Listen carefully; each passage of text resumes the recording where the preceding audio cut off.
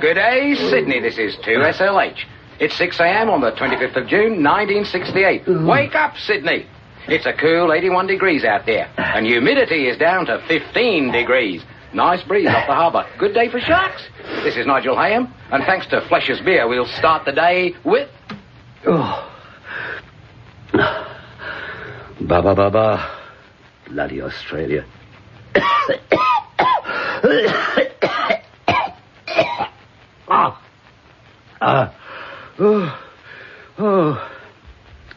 Ba-ba-ba-ba-ba-ba. Boom, boom, boom. Boom, boom, boom, boom, boom.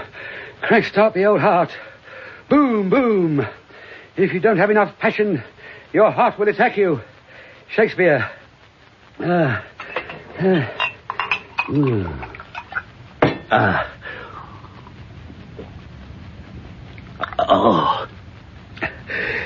Look at it. This glass. It's filthy. I say, do you think you could go away and put some grease, some lipstick, and a few more fingerprints around the edge and make a proper job of it?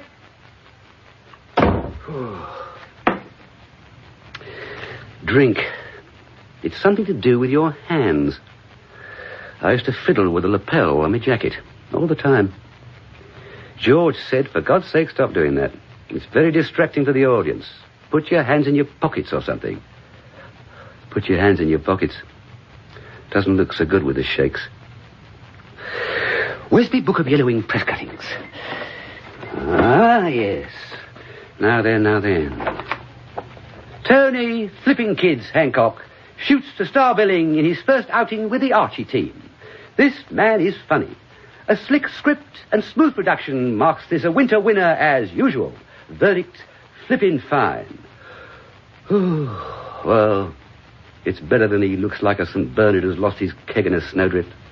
Or Tony Half-Cock. England, still run by leftovers from the bloody World War II clique. Bugger, said James. Oh, yes. I've trodden a few faces on the way down. Alan Simpson, Ray Galton. You know one of the first lines they fed me? Call yourself a legionnaire? Yes, sir. Well, get your legionnaire cut. What a liberty. Go back to the junkyard. I want to be out there on my own. Thousands and thousands of eyes like frog spawn hatching me. Imagine. Did you know there's a special place in the middle of Hyde Park where people meet secretly to decide what kind of an audience they're going to be? They sit there for hours, steaming in their plastic macks. Have we got a seat? Certainly, sir. You can have the first 15 rows. Look at my toes. I've got toes like globe artichokes. My feet have been put on wrong. They don't join the ankle right. I can feel them flapping like a penguin's. When I cross the lounge of a swank hotel, it's almost as though they were separate. Not part of me at all. They flap, damn it. I feel I've always got the shoes on the wrong feet. Look at them. Only useful for picking up nuts. If your feet are against you, you've had it. When I walk into the Dorchester, they know I'm trying to impress somebody and they bloody well go off on their own. Feet are anarchists. But that's where the comedy starts, I suppose. From the feet up. Oh, my bloody feet. Look at them. It's permanently 2:45. Time is on my side. And what about the recitation, I hear you asking? Oh, once more into the breach, dear friends, or close the wall up with our English dead. Omelette, the Danish egghead. In peace, there's nothing so becomes a man as modest stillness and humility. Stillness and humility, or not to be, that is the question. Whether it is noble in the mind to suffer the slings and arrows of outrageous fortune, or to take arms against the sea of trouble. I look like a lesbian. And by opposing... Well, could Laurie Oliver fill the London Palladium? What a load of old cobblers. To be is better than not to be. That is the answer. It's a game, isn't it? I just want to thank you all for coming tonight. I want to thank Abdullah for the fags and Kayser Bonda for the socks. Frank Sinatra for the boots, which are killing me and are going back. And I want to thank the police for controlling the crowds inside the theatre. Stone me. Americans don't understand expressions like that, you know. Stone me. They don't. Can you imagine? I couldn't imagine it. But there I was, on my way to becoming an international star. I went to see Stan Laurel. Did you know he didn't get a penny for any of his repeats? Another genius who got screwed. But he said to me, what do you want to say stone me for? If you want to be an international star, you should cut out the slang. He was on his deathbed. When he was 85, he went to Oliver Hardy's funeral with all the other comics. They were gathered around the grave. Laurel was there, pretty crotchety. Some bright spark looks up at him and says, hardly seems worth going home, does it? Americans. You know what? They changed the title of my film, The Rebel, to Call Me Genius. Asking for trouble.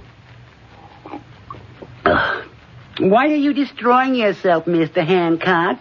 Do you really need all that vodka, Mr. Hancock? It'll affect your timing, Mr. Hancock. Call me genius, woman. Rub me 3 times and I'll turn into a bottle. Ooh. I haven't laughed so much since the old king died. Stone me.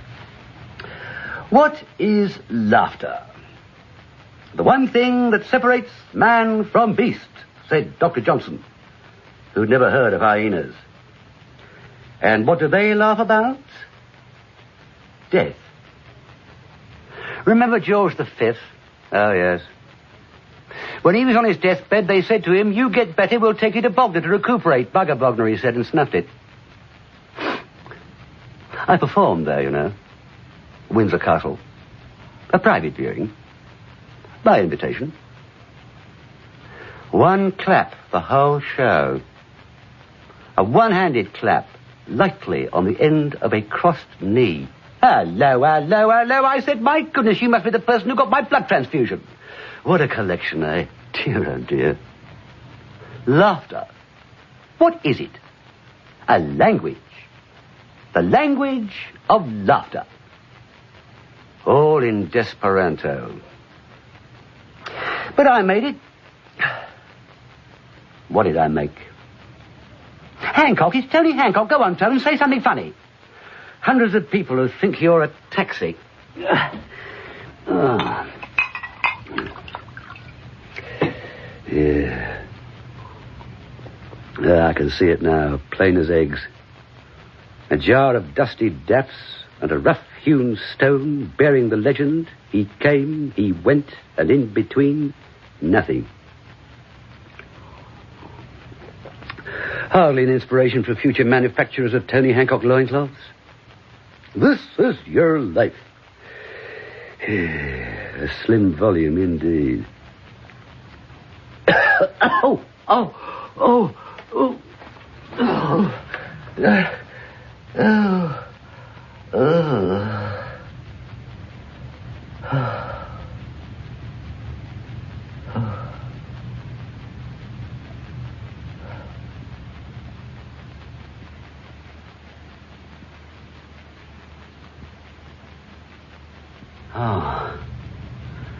that was my blackout, not yours.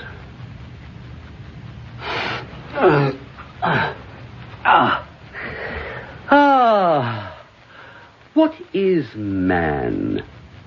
Wherefore does he why? Whence does he wince? And whither does he wither?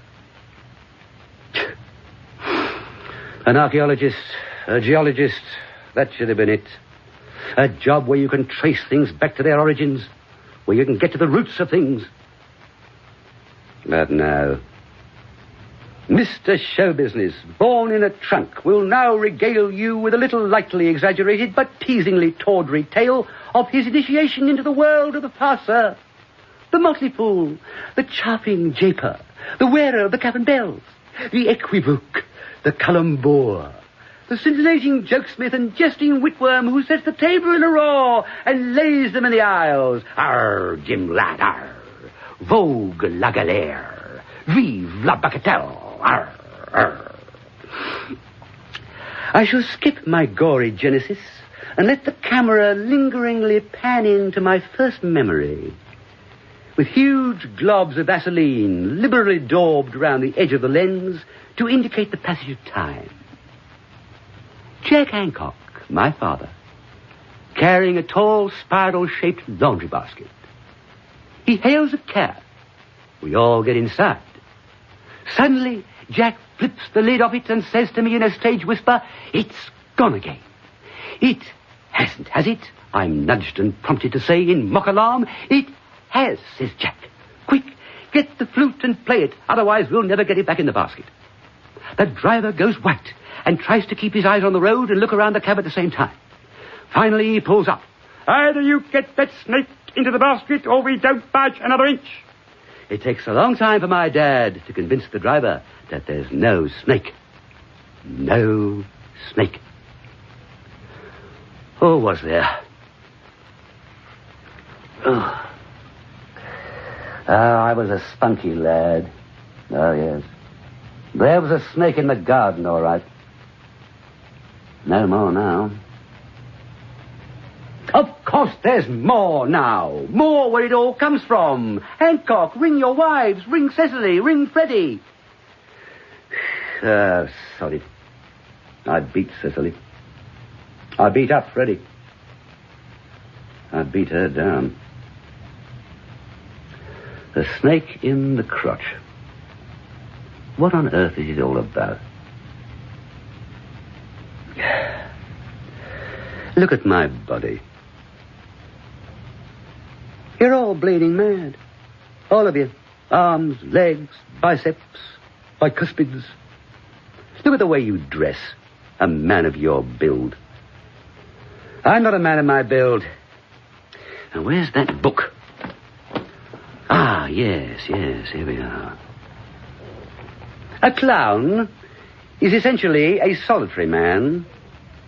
He may work as part of a team for a time, but his destiny and his need is to stand in front of an audience alone and say, in effect, "Look at me. I'm absurd. I am you. Laugh." Ha! Ha! Ha! Deep breathing in Morse code. I've been into it all, this secular ectoplasm called laughter. This heroin. I've been into it all, much deeper than that. It's a form of thoracic epilepsy cured by a poke in the eye with a wet stick. A joke is a little revolution, said George Orwell, the notorious maligner of pigs. Cracking a joke. Cracking it. A joke's a firework, a machine gun bullet. They're born of... Yes, Tony, we've heard it all before. They're born of frustration and despair and loneliness. Your jokes, Tony. Just your fucking jokes. Belt up in her voice. Oh. Was that my real inner voice? Or just the inner layer? Exquisitely pickled. Oh, come on now, I've drummed up a bit of energy. Is there anyone up there, or is it all a joke? If it's a joke, what are jokes for? This is ridiculous, I don't know any jokes. Is that what you gave your only son for? Have you got no taste? Oh, look at this mess. A breeding ground for botulism.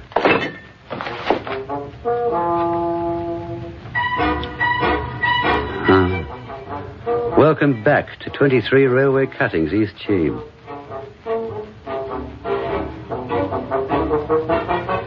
I did everything in that bloody room except be indecent in it. I stood all over it. I touched every part of it. I could tell you where every knot was in the wood. It was like a bloody death cell with an execution once a week. The interminable evenings of wry shallowness. My memory started to go, very obligingly. The last show, I was supposed to look out of the window. I was supposed to say, who's been mucking about with me concrete mushrooms? It came out completely differently.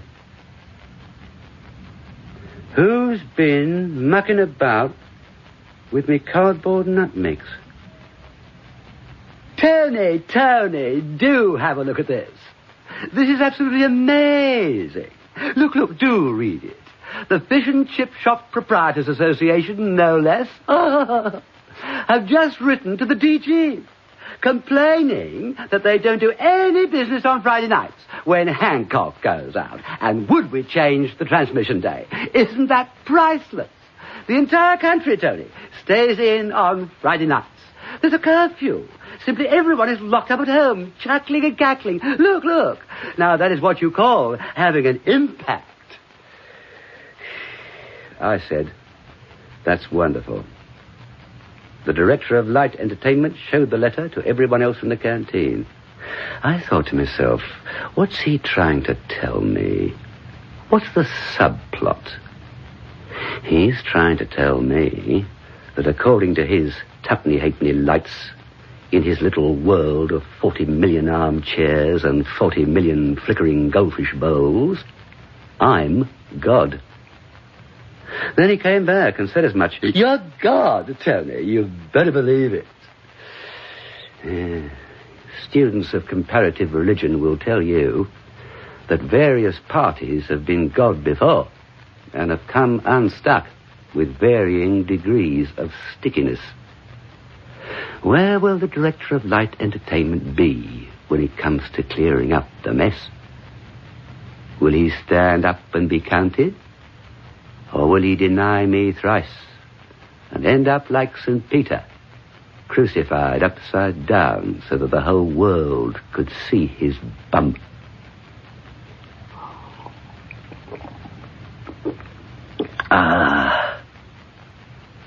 I've got it. Oh, a history of evolution. From the first plip to the last plop. Just my face on the screen. One long mugshot. One long ontological, epistemological, scatological, political, and biological rubber mouth. No sound. They'll bite. They've got to. You can do anything, Tony, you're as rare as rocking horse manure. Oh, dear. Oh. From the first plip to the last plop. Presented by the lad himself. Ring 'em up. New grade. All these ideas. Now, where are we? Delphont, Bernard. What about Waiting for Godot as a musical? Hey, Bernard? All right, then. The thoughts of Chairman Mao. We'll get Sean Kenny to do the sets. Hundreds of capotas. And Spike can do the music. Ying-tong, ying-tong, ying-tong, yiddle-i-a. Now, where's that number?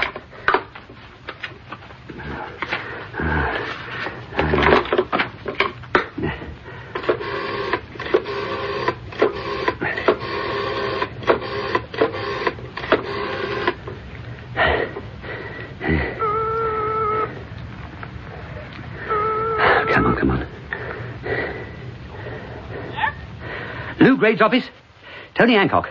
I'm ringing from Australia. Yes. Look, I'm ringing him about Lear. King Lear. Lou was very interested last time we spoke. Look, I've thought about this. For Lear, you need someone who knows about being bonkers, but isn't actually, really stark, staring bonkers. Well, it stands to reason, woman. That's the message. And I've thought about the fool. I want you to know that I've thought about the fool. You've got to catch the post. You tell him I called. All vodka under the bridge. She asked me how I was getting on in Australia, didn't she? I'm sure she did. I forgot to tell her how well things were going. Ring her again. What? I'm having my teeth fixed. I'll call you back. Where does he get the money? No, seriously, where does he get the spondulics? He's been following me around with that grill outside every hotel room between here and Honolulu. It's true. Shut up! If you don't shut up, I'll throw myself out of the window and kill us all. Bloody Australians. Oh. How are you getting on in Australia, Tone? Melbourne, the Dendy Cinema. What a carsy. Tonight, you were looking at Mr. Show Business himself. And tonight, I'll be going through the card. There'll be none of your old rubbish. There'll be no give him a punch up the bracket. There'll be no he's gone bonkers. There'll be no mention of armfuls of blood. Tonight, they'll... Come on, get off, you pommy bastard. Tonight, I will be giving you Shakespeare. Dramatic recitation. Drongo, bozo. Sword swallowing. Painful but remunerative. Tonight, there will be... Get off, bug off, you whinging old pom. Bug off the stage, if that's all you can do. Lights. Point the lights at them. Go on. Are you deaf in the lighting box? Now, look here, you convict rebel. Not for nothing did I spend long years treading the boards as Jolly Jenkins, coaxing small audiences into singing Every Little Piggy Has a Curly Tail. Not for nothing, you unappreciative fools, was I Archie Andrews' private tutor for 10 years. Imagine, how would you get on being tutor to a wooden doll? A, V, C. A, B, C. Come on, say B, you idiot. No one will see. We're only on the bloody radio. And then, someone left him out in the rain, and his brain warped. Poor old Archie. Who cares who you were, you mawkish old bastard? Who gives a monkeys? Get off the stage. Let's have Shirley Evercare. Come on, Shell.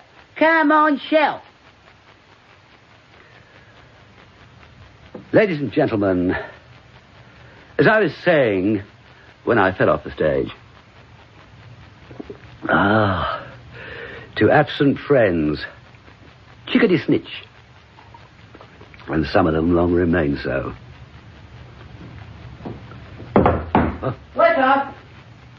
Thank you. I'll leave it out here. Thank you. Will you be taking dinner in the dining room, or do you want it fetched up again? Fetched up, if you will. All right, cobber. Thank you. Cobber.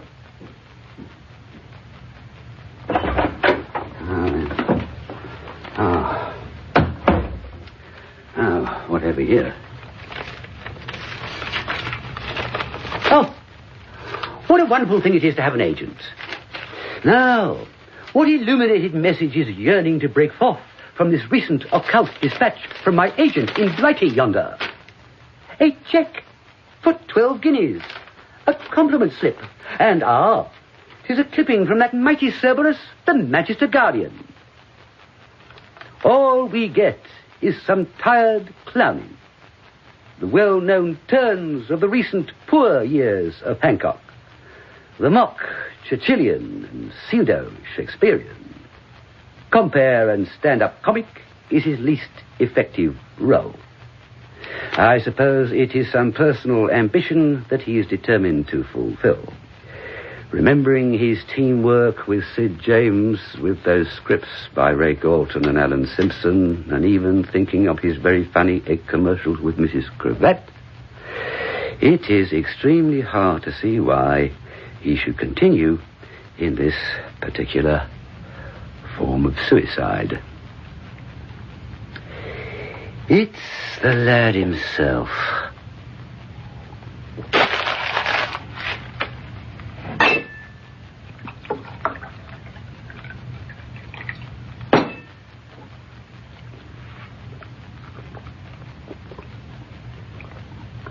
Oh.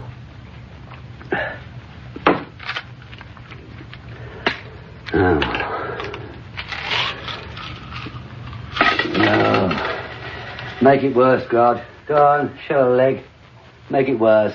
Show yourself up. Do something.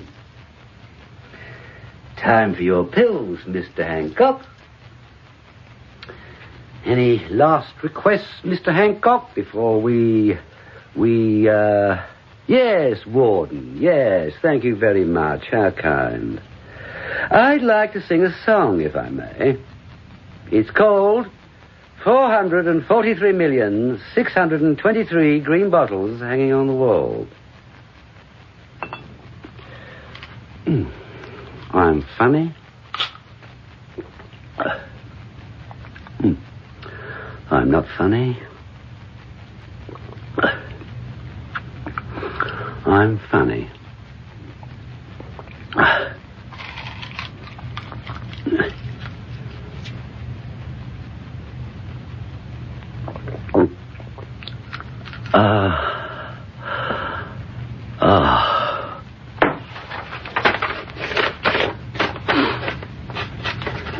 Mum, I'm sorry to cause you any more grief than you've had already. The soul is indestructible. Bill, your friend, the medium, will explain. This is all quite logical. There was nothing left to do.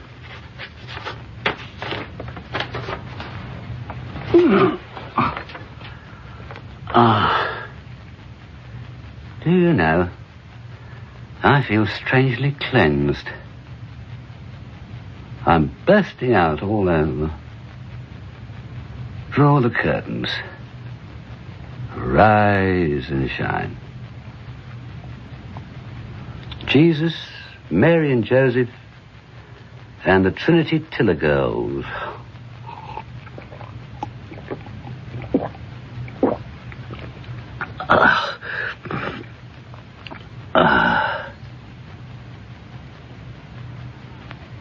There's not a clown in the sky.